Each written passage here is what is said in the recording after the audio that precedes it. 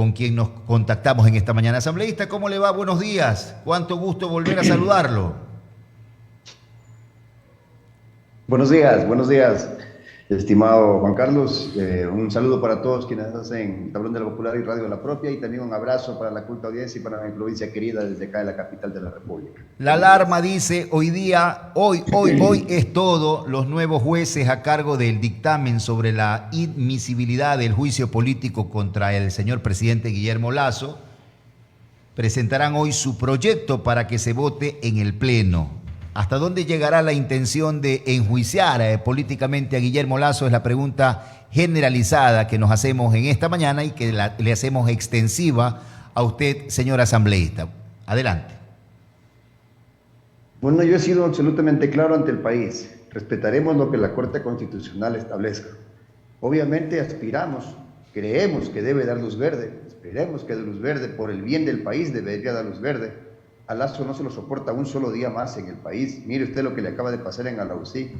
¿Sí? La gente está indignada. La gente está indignada en Machala. Fue y se burló prácticamente con 6 bonos de vivienda. Ayer nos reunimos con el Comité de Seguridad, con la Comisión de Seguridad en Machala, y lo que nos dijo la policía y los militares es que no hay recursos. O sea, declararon un estado de emergencia pero sin recursos. Están burlando del país. O sea, no podemos seguir con un presidente de estas características, y aspiramos que la Corte Constitucional se sintonice toda vez de que este presidente, que nos tiene en la quiebra como país, un desastre como país, encima de eso está con corrupción hasta el cuello. Así que aspiramos y hacemos votos porque la Corte dé luz verde el día de hoy. Estaba revisando alguna estrategia, información confidencial que la tenemos nosotros como Tablón de la Popular y La Propia. Esto no se lee en cualquier diario.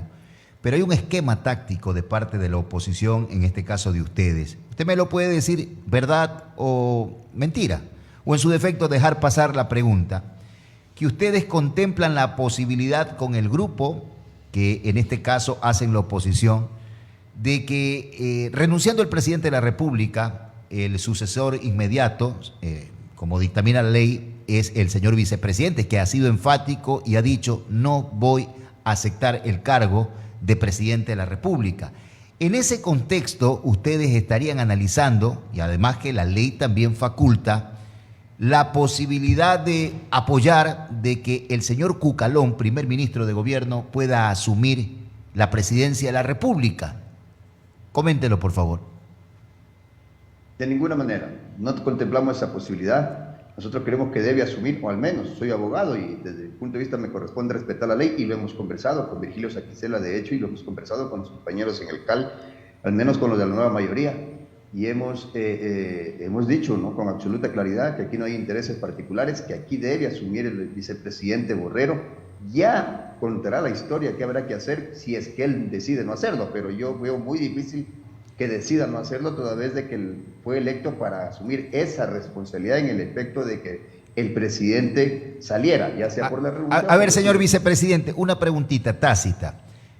Hagamos un juego de números, una ecuación. Usted es asambleísta, nosotros preguntamos.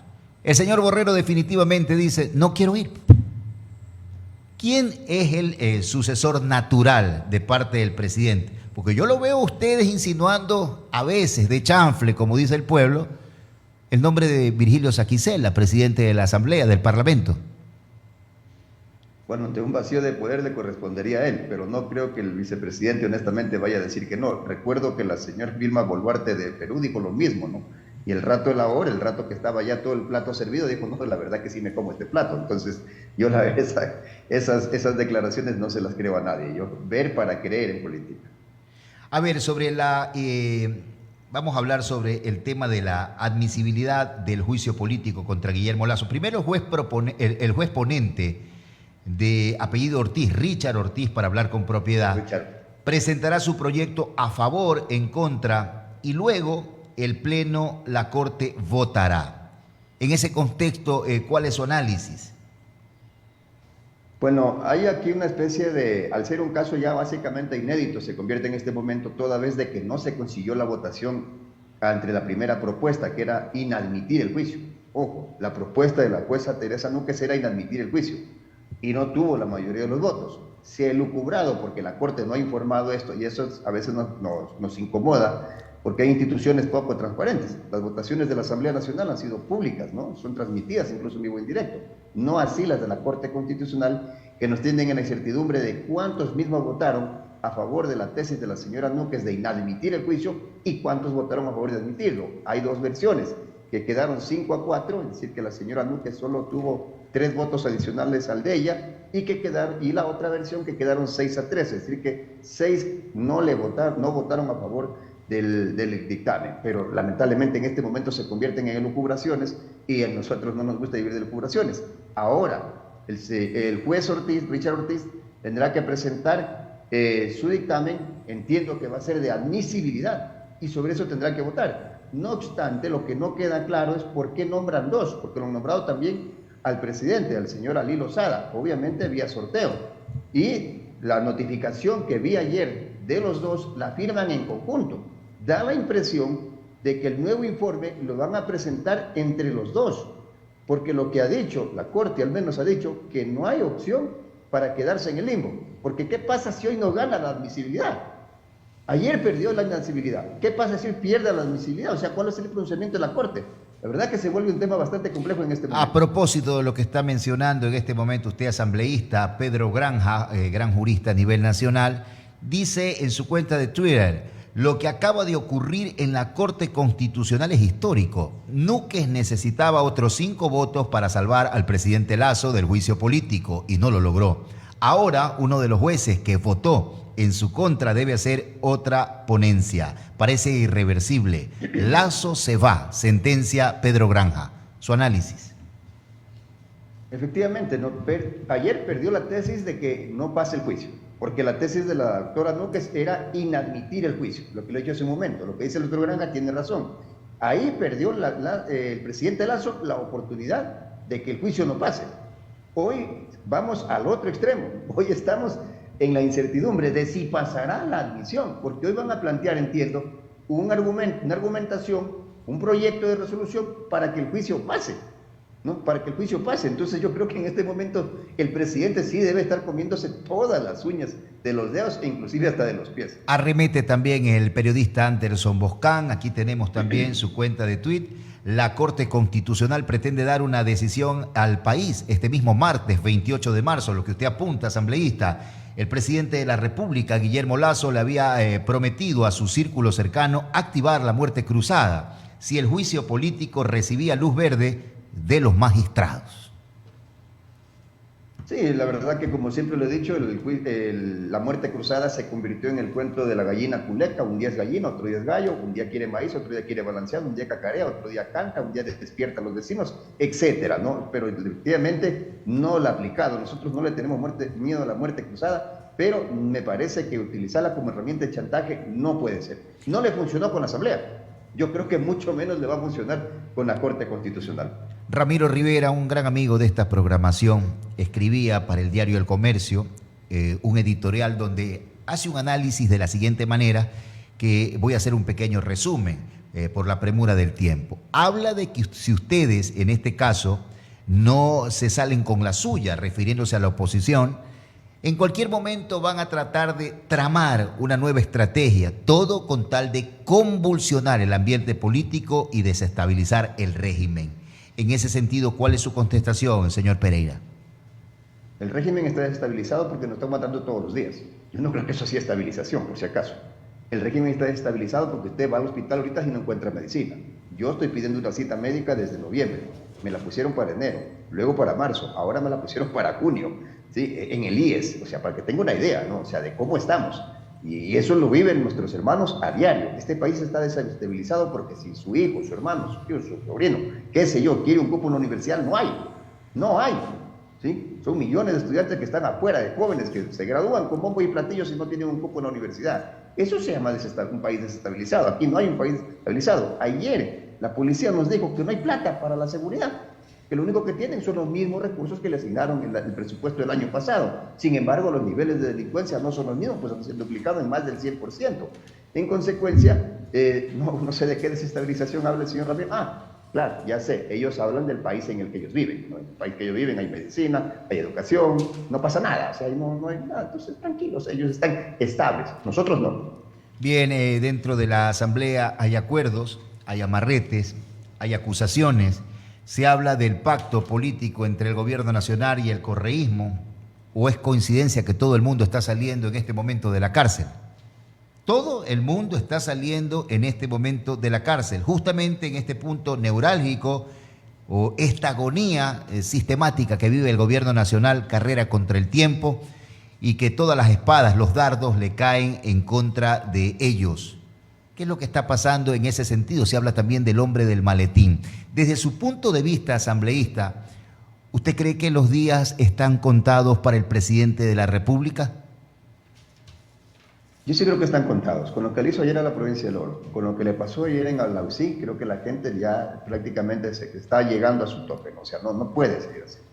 En Alausí ha rechazado la presencia del presidente Guillermo Lasso, prácticamente poco faltó para que le lancen piedras al vehículo, hasta le poncharon una llanta, y la gente está indignada, la gente no lo soporta un día más, no se soporta un presidente de estas características un día más. Los delincuentes se pasean como Pedro en su casa, armados por las calles de nuestra ciudad y de nuestro país, y el presidente ni se inmuta. Así que me parece que sí, que están contados los días del presidente. Si no lo sacamos nosotros, y yo he advertido eso a la Asamblea, si no lo sacamos nosotros, lo va a sacar mañana la gente en las calles.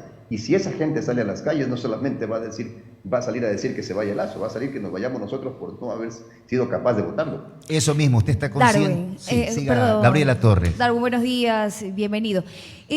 Sí, eso justamente por ahí va mi pregunta, porque he escuchado también algunos medios de comunicación replicar que no tiene aceptación la Asamblea Nacional, que también ustedes carecen de credibilidad, que también, al igual que el gobierno nacional, están en la misma situación. Sin embargo, yo sí quiero recalcar, y como que nos hemos basado en eso y no estamos hablando de por qué es el juicio político. Yo quiero que reitere sobre todos los casos de corrupción por los que se lo acusa al señor presidente y que es el motivo verdadero, porque no es lo que pasó en Alausí, no es lo que pasó en Machala ayer. Lo que ocurrió, por lo que están llevándolo ustedes a un juicio político es por los casos de corrupción. Me parece que es una pregunta extremadamente importante.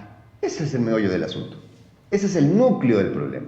¿Por qué está yendo Guillermo Lasso al juicio? Y si usted se da cuenta, todos los editorialistas, todos los programas de televisión de los que han debatido en este momento, han debatido cualquier cosa menos eso. Acá en la Asamblea, y por eso supongo que el presidente ya está pensando en mandar la muerte cruzada, están las pruebas más que suficientes para que Guillermo Lasso se vaya a la casa si es que hay un juicio político. Tenemos audios del círculo cercano del presidente, reuniéndose con la mafia albanesa y diciendo qué ministro se tiene que nombrar. Y de ahí salieron dos nombres que se hicieron públicos, el ex ministro de Agricultura y el del ministro de Energía y Minas. ¿Sí? Tenemos en la Asamblea documentos firmados por Guillermo Lasso en el que le dice a la Contraloría que no podrá meter sus narices en los contratos que su compadre, el señor Hernán Luque, firme al frente de las empresas públicas inferiores a $900,000. Firma de Guillermo Lasso. Tenemos en nuestras manos, en la Asamblea Nacional, una declaración, que ni siquiera podemos decirle que es un testigo, aunque estoy seguro que va a ser llamado como testigo en el juicio político, del señor Luis Verde Soto, en el que manifiesta que Guillermo Lasso en una reunión privada le dice que oculte el informe que se demostraba los casos de corrupción de Petroecuador y de Flopec. Testigo y dicho aquí, y eso está en alto, es decir, las pruebas que reposan en la Asamblea Nacional para que Guillermo Lasso se vaya a la casa son abrumadoras. Es decir, se va a ir porque se va a ir. Yo no sé si algo a fuerza de ser justos, asambleístas, hacía un exhorto, Gabriela, o mejor dicho, identificaba el problema Gabriela Torres y le pedía a usted una contestación sobre el problema central en los casos de corrupción del presidente.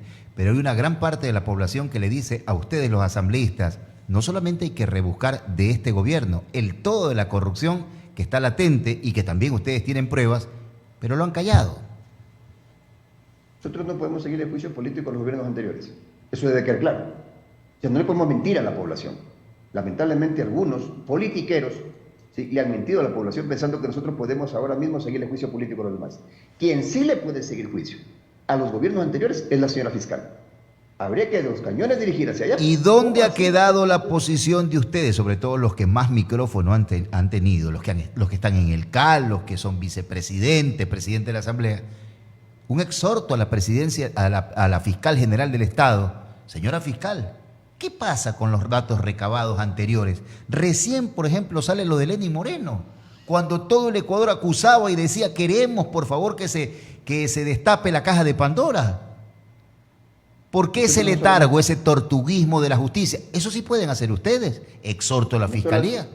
No le hemos solo hecho ese auto, le hemos traído acá y le hemos preguntado por qué. ¿Y sabe lo que nos ha contestado? Que todo es reservado porque está en indagación previa y que por lo tanto esos datos no se pueden dar. De hecho, yo tengo algunos documentos que ella me ha remitido diciéndome que no me puede entregar la información porque están en investigación previa y son reservados. La hemos traído acá y hemos tenido que declarar reservadas las sesiones para hacerla algo hablar. Y a mí sí me incomoda la posición de la señora fiscal porque lamentablemente corruptos que se demostraron en juicio su culpabilidad, hoy están saliendo como Pedro en su casa. Y cuando uno le pregunta a los jueces cómo así sale, nos dice porque la fiscalía no acusó. ¿Sí? Así que no es que no le hemos dicho nada, y los exhortos. Nosotros le hemos traído acá, la señora fiscal creo que debe ser una de las autoridades que más ha venido a la fiscalía. Ella y el contralor que han desfilado casi todos los días, pero no hacen nada. No hacen nada. Por eso están a punto de ir a juicio político y no se admire que mañana caigan en juicio político y la gente vaya a decir, ustedes solo viven siguiendo el juicio político a la gente. Pero es que es la única herramienta que tenemos para fiscalizar, pues no podemos nosotros meter la presa, no podemos nosotros judicializarla, no podemos glosarla. Lo que a nosotros nos corresponde, de acuerdo a la ley, es fiscalizarla y si es que no cumple con sus obligaciones, seguirle juicio político. Atención, primicia para el tablón de la Popular. El día viernes estará en exclusiva el día de la renuncia Rafael Cuesta Caputi. Él es director gerente de TC Televisión, que nos ha dejado un audio para el día viernes. Definitivamente la entrevista va a ser grabada o lo podríamos hacer de acuerdo a la voluntad de nuestro gran amigo Alex Oviedo. El día lunes a primera hora, puede ser a las 7 de la mañana, Rafael Cuesta Caputi, que nos deja un mensaje diciendo que este viernes renuncia ya de TC Televisión. Ahora sí, la noticia es oficial, usted la conoce a través de la propia 97.1 en FM. Se va Rafael Cuesta Caputi, y sí sabe por qué, ¿no? Por sus declaraciones. Eso no me lo dijo él, pero lo conozco de uno de sus asistentes, por haberlo tildado de idiota al cuñado del presidente Guillermo Lasso. Eso, entre otras cuestiones, porque también cuestionó el papel de la fiscal, ¿no? Decía él que está haciendo un trabajo de investigación acerca de algunos procesos que se le siguen a algunos expresidentes y decía él que por ahí no había nada. En todo caso, ya vamos a pasar el audio. Rafael Cuesta nos dice el día viernes o el lunes conversamos con el tablón de la Popular. Asambleísta, cuando nos visita presencialmente, esto se pone candente, color de hormiga. ¿Por qué no se viene a dar una vuelta por acá? Estamos martes, el día lunes de la próxima semana. Sí, podría ser, no hay problema. Estuve hasta ayer allá. Aspiro a llegar el viernes a Machala, obviamente dependemos mucho de cómo se ponga la situación acá, de cómo avancen las convocatorias, las reuniones. Recordemos que si la Corte Constitucional da luz verde, o así no dé luz verde, así detenga el juicio, inclusive aún así, tenemos que reunirnos inmediatamente como CAL, es decir, vamos siempre a depender un poco de los vaivenes de actos candentes que hay acá. Entonces, si es que estoy el viernes, enhorabuena, si no, me parece que está bien el día lunes. El lunes. Darwin, y también pedirle a ustedes como fiscalizadores que hagan seguimiento de lo que está haciendo el Midubi en la entrega de los bonos, a ver si se puede acelerar ese tema, que creo que es muy importante. Si no pueden o no tienen la capacidad de acelerar los procesos, porque la gente no puede esperar más tiempo tampoco. Eso es un caso perdido. Ya vienes con 6 bonos de $225. En la cara de 30, tu jefe. 40 funditas nada más. Yo creo que cualquier presidente barrial entrega un mejor contingente y un mayor contingente de ayuda. Una última pregunta, asambleísta. La gente me pide tiempos. ¿Cuándo es el día de los pronunciamientos de la Corte Constitucional y cuándo el país puede conocer si dio luz verde o luz roja la Corte Constitucional el caso del posible juicio político en contra de Guillermo Lasso? Bueno, la Corte ha dado muestras de que quiere dar respuestas inmediatas, tanto así que ayer en 2 horas convocó una sesión. ¿Eso qué quiere decir en tiempo aproximadamente, según su cálculo? Hoy tendríamos ya una respuesta de la Corte, ¿sí? ¿sí? Salvo que no se pongan de acuerdo, a lo mejor lo aplacen unas 24 horas más, pero sí, máximo hasta el día de mañana tendremos una respuesta de la Corte. Nosotros, a partir de que la Corte nos notifica, asumo que debe ser inmediatamente, tenemos 3 días para reunirnos como CAL.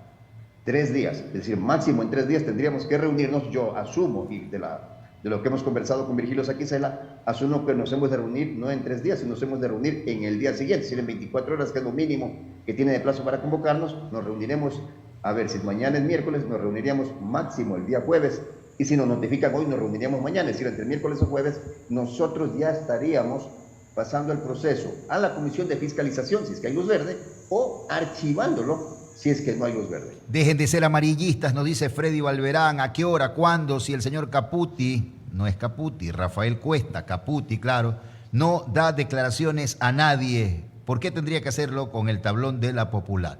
Bueno. Tienen esa ventaja. ¿Deje escuchar? Yo creo que sería importante, aprovechando que lo va a entrevistar un ratito. No me he impuesto la obligatoriedad de no dar ninguna declaración hasta que yo no salga del canal. Eso ocurrirá el viernes.